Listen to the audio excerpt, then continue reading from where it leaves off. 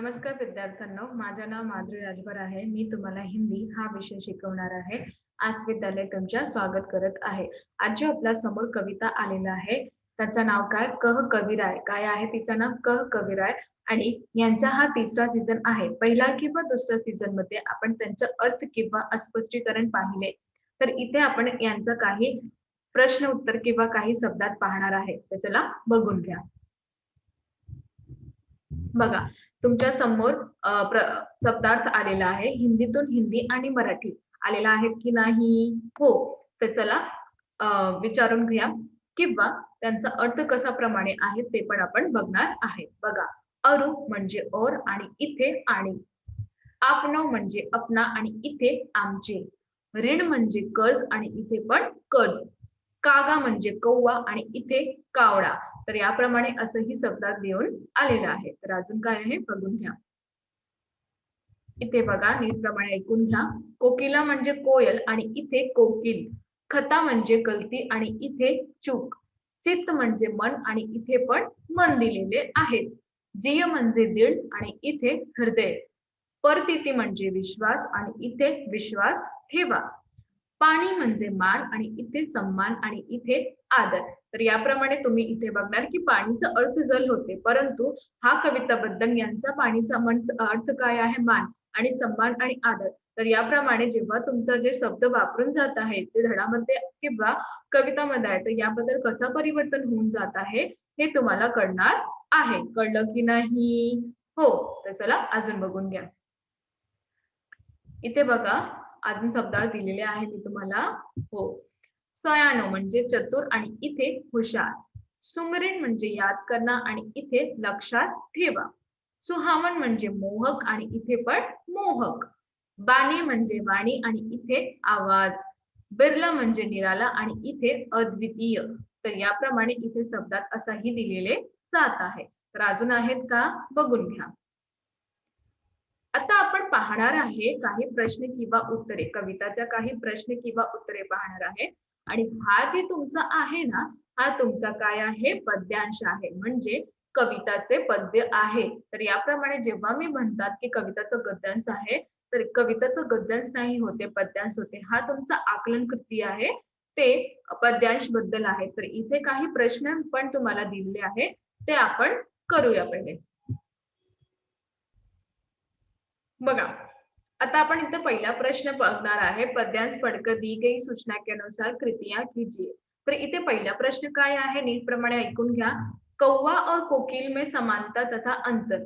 कौवा आणि कोकिल म्हणजे कावळा आणि कोकिलामध्ये आपल्याला समानता किंवा अंतर बघायचं आहे. तर तुम्ही नीटप्रमाणे ऐकून घ्या. कारण की दोघांचं रंग एकच आहे, त्यांचं पण वेगळा वेगळा काम आहे आणि वेगळं वेगळं अंतर आहे. ते आपण इथे बघणार आहे. बघा इथे, कौवा और कोकिला में समानता तथा अंतर. कौवा किंवा कोकिलामध्ये समानता किंवा अंतर कशाप्रमाणे होऊन जात आहे ते आपण बघणार आहे. बघा इथे कौवा दिलेले आहे आणि इथे कोकिला दिले आहेत. दिले आहेत की नाही? हो. आता इथे आपण काय बघणार की समानता आणि इथे अंतर आणि यात कवी यांच्या दृष्टीप्रमाणे. तर याबद्दल पहिला काय आहे? कौवा. कौवाचं काळा म्हणजे कावड्याचा रंग कसा असतात? काळा. काय असतात? काळा. तर यांचा रंग कसा असतो? काळा. आणि कोकिलाचा रंग कसा असतात? काळा. कोकिला पण काळा असतात. तर यांचं अंतर बघू. कवळकी वाणी कर्कश होती. कावडा यांची जी वाणी आहे, यांचा जो आवाज आहे, ती खूपच कर्कश होती. कर्कश म्हणजे खूपच जोरजोरातून तो बोलते आणि त्यांचा आवाज आहे ना आपल्या कानात चुभतं. तर याप्रमाणे कौवा यांची वाणी कसं असतं? कावडा यांची वाणी कसं असतात? कर्कश. आता दुसरा पाहणार. कोकिल की वाणी मधुर होती आणि कोकिळा यांची जी वाणी आहे ती खूपच मधुर आहे. कशी आहे? खूपच मधुर आहे. तर याप्रमाणे जे कोकिल आहे त्यांची वाणी खूपच मधुर आहे. आता आपण पाहणार कवी यांच्या दृष्टीबद्दल. तर कवी यांच्या दृष्टीबद्दल कौवा गुणहीन है और कोकिल गुणहीन है. आणि कवीच्या दृष्टीप्रमाणे कावळ्याचा हा आहे ना गुणहीन म्हणजे त्याच्यामध्ये खूपच गुण नाही आहे आणि कोकिलमध्ये गुण आहे. तर कोकिलाबद्दल खूपच चांगलं गुण आहे. तर याप्रमाणे यांचं आपण समानता, अंतर आणि कवी यांच्या दृष्टीतून अंतर पाहिलेले आहेत, जे वेगवेगळे आहेत. आता आपण दुसरा पाहणार. बघा, दुसरा काय आहे तुमचा? हो, बघा. दुसरा समझकर लिखे. दुसरं जे आहे ते ना समजून लिहायचं आहे. समाज में प्रशंसा होती है इनकी और क्योंकि. तर याबद्दल समाज यांची प्रशंसा होणार जाणार आहे. तर कोणाची? तर उनकी म्हणजे गुणू व्यक्तियों की, ज्यांचा बद्दल ज्यांच्याकडे गुण आहे तर त्यांचं काय होते, त्यांच्या व्यक्तीयांचं काय होते, त्या गुण आहे त्यांना खूपच बोलतात. आणि क्योंकि उसके पास गुण होते हैं, वे अपने गुणों से सभी के साथ अच्छा व्यवहार करता है. त्यांचं गुण त्यांच्याकडे गुण असतात. गुण म्हणजे काय? चांगला प्रमाणे व्यवहार जे करतात त्यांना म्हणतात गुण. त्यांच्याकडे गुण आहेत आणि ते गुणांचा समोर किंवा ते गुणांचा साथ चांगला व्यवहार करते आणि त्या चांगल्या व्यवहाराबद्दल त्याने असं केलेले आहे, की त्या व्यवहाराबद्दलही त्यांना व्यक्तीचा गुण आपल्याला भेटतात. कळलं? हो. आता आपण दुसरा पाहणार. तर दुसरा काय आहे? बघा. समाज में प्रशंसा नहीं होती इनकी और क्योंकि. आता आपण पहिलं बघितलं, की समाजमध्ये प्रशंसा कसं प्रमाणे होते आणि आता आपण दुसरा पाहणार, की समाजबद्दल कोणती प्रशंसा नाही होते. बघा. त्यांची आणि कारण. इनकी गुणहीन व्यक्तियों की. ज्यांच्यामध्ये गुण नाही होतात त्यांना म्हणतात आपण गुणहीन व्यक्ती. तर याबद्दल इथे यांचं गुणहीन व्यक्ती दिलेले आहे. आता दुसरा बघा. गुणहीन व्यक्ति दूसरों के साथ बुरा व्यवहार करते हैं, दूसरों को हानि पहुंचाते. जे गुणहीन व्यक्ती आहे, ज्यांच्याकडे चांगले गुण नाही आहे, ते स्वतः दुसऱ्या लोकांचा अ, बद्दल त्यांचा व्यवहार खूपच वेगळे असतात आणि दुसऱ्या लोकांना ते सतत हानी पोहोचवतात. म्हणजे त्यांचं कान चांगले ना हो असं प्रमाणेही कार्य करतात. कळलं की नाही? लवकरच लवकर सांगा. नाही कळाले आहे तर तुम्ही मला पुन्हा विचारू शकता. कळलं? हो. तर चला अजून बघून घ्या. बघा आता आपण यांचा भावार्थ पाहणार आहे. काय पाहणार आहे? भावार्थ बघा. निम्नलिखित पठित पद्यांश का भावार्थ लिखिए. गुण के गाहक सहज नरविन गुण लेह कहे कोय जैसे कागा कोकिला शब्द सुने सब कोय. शब्द सुने सब कोय कोकिला सबे सुहावन दो एक रंग काग सब भय अपावन. तर याबद्दल अजून काय सांगितले आहे ते आपण बघणार आहे. भावार्थ. कवि गद्य जी कहते हैं कि गुणवान व्यक्ति को पूछने वाले या जानने वाले हजारों लोग रहते हैं. कवी यात म्हणजे काय म्हणाले? कवी म्हणतात की जे गुणवान व्यक्ती आहे, जे चांगले माणूस आहेत, त्यांना विचार करण्याला किंवा पूछनेवाला खूपच हजार व्यक्ती आहेत. लेकिन जिस व्यक्ति के गुण नहीं होते, परंतु ज्या व्यक्तीला गुण नाही असतात, उस व्यक्ति को कोई नहीं पूछता. त्या व्यक्तीला कोणीही नाही विचारतात. लोग उसका सम्मान भी नहीं करते आणि लोक हे त्यांचा सम्मान पण नाही करते. जिस प्रकार कव्वे और कोयल की आवाज सभी लोग सुनते. ज्याच्या प्रकारे कव्वे म्हणजे कावळा किंवा कोकिल यांचा दोघांचा आवाज लोक ऐकतात. दोनों की आवाज सुनते हैं तो सभी है, लेकिन कोयल अपनी मधुर और सुरीली आवाज के कारण सभी को अच्छी लगती. परंतु कावळा किंवा कोकिला ह्या दोघांचा आवाज आपण ऐकतात. परंतु जे कोयल आहे, जे कोकिला आहे त्यांचा मधुर आवाज आपल्याला खूपच चांगलं वाटते. परंतु कौवा किसी को अच्छा नहीं लगता. परंतु इथे कावळ्याला कोणाला पण ही आवडत नाही. कोयल और कौवे को रंग तो एक समान है. त्यांचा रंग म्हणजे कावळा किंवा कोकिला यांचा रंग एकही समान आहे. परंतु कौवा अपनी तेज कर्कश आवाज के कारण सभी द्वारा अपमानित किया जाता है. परंतु हा जो कावळा आहे त्यांचा आवाज खूपच कर्कश आहे. त्याप्रमाणे ते लोकांच्या द्वारा अपमानित होऊन जात आहे. और कोयल को उसकी मधुर आवाज के कारण सम्मान मिलता है आणि जे कोयल आहे त्यांना त्यांचा मधुर आवाज प्रमाणेही सम्मान भेटत आहे. या प्रकारे गिरिधर कवी जी कहते हैं, अशा प्रकारे गिरिधर जे आहे कवी आहे त्याने काय म्हणलं आहे की हे मन के ठाकुर, हा मनाचा ठाकूर, जिस व्यक्ति में गुण नहीं होते उसे कोई नहीं पूछता. ज्या व्यक्तीला किंवा ज्या माणूसला गुण नाही होते त्यांना कोणीही विचारत नाही. और गुणवान व्यक्ति को हजार लोगों को गुणों के कारण पूछते आणि जे गुणवान व्यक्ती आहे ज्याच्याकडे चांगला गुण आहे त्यांना हजारो लोक विचारते की ते कुठे आहे किंवा कोणते काम करत आहे. हा सगळं प्रमाणे त्यांना असं सांगितले आहे. कळलं की नाही? हो. तर चला अजून बघून घ्या. बघा इथे तुम्हाला मी दुसरा पद्यांश दिलेले आहे प्रश्न उत्तर बद्दल. तर आता आपण ते पाहणार आहे. कळलं? हो. बघा. पद्यांश पढ़कर सूचना के अनुसार कृतियां कीजिए. पहिला आकृती पूर्ण कीजिए. पहिला ते कोण आहे? आपला आकृती पूर्ण करायचं आहे. बघा. कवी के दृष्टि से मित्र की परिभाषा. कवी या दृष्टीतून मित्राची परिभाषा कशी आहे? यांचं उत्तर बघा इथे दिलेले आहे मी. कवि निस्वार्थ भाव से अपने मित्र से स्नेह रखता है. वही सच्चा मित्र होता है. कवी काय म्हणतात, जे व्यक्ती निस्वार्थ आहे किंवा जे तुमचा मित्र निस्वार्थ आहे, त्यांची भावना ठेवते आणि त्यांना खूपच स्नेह करते किंवा प्रेम करते, तेही तुमचा सच्चा मित्र आहे, असं त्यांनी सांगितले आहे.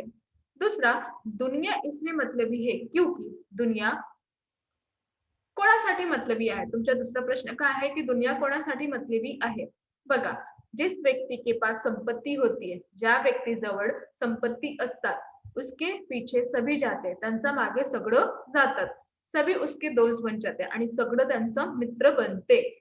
संपत्ती चली जाने के बाद, संपत्ती जेव्हा नाही होते तिच्याकडे, उसका साथ छोड़ देते हैं. त्यांचा साथ सोडून जात आहे. तर याप्रमाणे कवी सांगितले आहे, की दुनिया म्हणजे जग जे आहे मतलबी आहे. तर त्यांचं कारण असं प्रमाणे दिलेले जात आहे. तर अजून काय आहे नीटप्रमाणे बघून घ्या आणि ऐकून पण घ्या. बघा, आता आपण दुसरा पाहणार आहे. दुसरा प्रश्न काय आहे तुमचा? समोर आलेला आहे. बघा नीटप्रमाणे. जगत का व्यवहार, जगत हा यांचा व्यवहार कसा आहे? मतलबी. कसा आहे? मतलबी. दूसरा, ऐसे मित्र बहुत कम होते हैं. असा मित्र बहुत कमी भेटतात आपल्याला. तर निस्वार्थ भाव से अपने मित्रों के साथ मित्रता रखने वाला. निस्वार्थ भाव ते आपल्या मित्रावर मित्रता ठेवणारा असे लोक आपल्याला खूपच कमी भेटतात. कळलं की नाही? हो. आता आपण पाहणार आहे दुसरा. बघा, सत्य किंवा असत्य लिहा. पहिला, दुनिया में सर्वत्र सदाचारी व्यक्ती पाए जाते हैं. दुनिया म्हणजे जगात खूपच सर्वत्र सदाचारी व्यक्ती आपल्याला भेटत आहेत. तर याप्रमाणे हा पहिला जे आहे तुमचं असत्य आहे. काय आहे? असत्य आहे. आता आपण दुसरा पाहणार.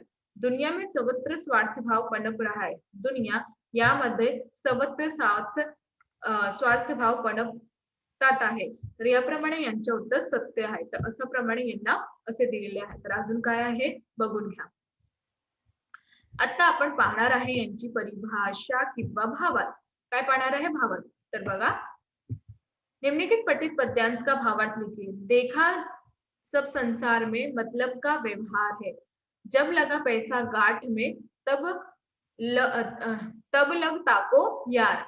तब लग ताको यार, संग की संग डोले. पैसा रहे न पास, यार मुख से नहीं बोले. कह गिरिधर कबीराय जगत को ये ही लेखा. करते बेगर्जी प्रीती मित कोई बिरला ना देखा. तर याप्रमाणे तिसरा जे दिलेला आहे त्यांचा भावार्थ आपण आता बघणार आहे. बघा, कवी गिरधरजी कहते हैं, कवी गिरधरजी यांनी सांगितलं आहे, हे ईश्वर, हा देवा, इस संसार में मनुष्य एक दूसरे के स्वार्थवश प्रेम करते. हा जगातून माणूस जे आहे ते एकमेकाशी खूपच स्वार्थातून प्रेम करत आहे. अर्थात सभी लोग अपने लाभ या फायदे के बारे में ही सोचते हैं.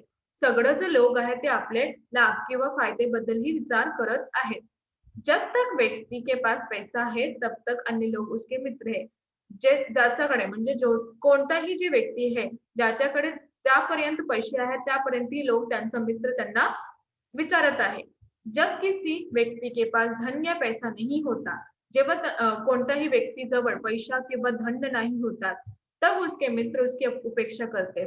तर त्यांचा मित्र त्यांचा उपेक्षा करत आहे. अर्थात गरीब मित्र से बात करना भी पसंद नहीं करता. अर्थात जे गरीब आहे त्याच मित्राबरोबर ते बोलताना पण त्यांना चांगलं नाही वाटतं. कवी गिरधरजी कहते हैं, इन संसार का यही नियम है. आणि कवी गिरधर यांनी सांगितलं आहे, हा संसारचा एकच नियम आहे.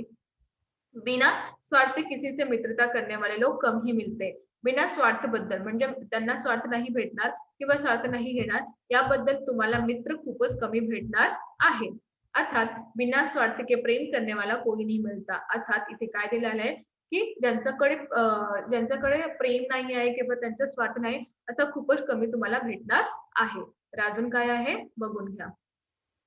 बघा इथे आज आपण काय शिकलो? आज आपण शिकलो की कशाप्रमाणे त्यांचा प्रश्न किंवा कविताचे प्रश्न किंवा उत्तरे दिलेले आहेत आणि त्याबद्दल आपण अंतर पण पाहिले कशाप्रमाणे दिलेले आहे. तुम्हाला सममत दिलेले आहे, कविताचा भावार्थ पण पुन्हा दिलेले आहे. तर याबद्दल तुम्ही नीटप्रमाणे ऐकून घ्या, समजून घ्या. जिथे नाही समजणार आहे तेव्हा पुन्हा पुन्हा ऐकून घ्या. कळलं की नाही? हो. धन्यवाद.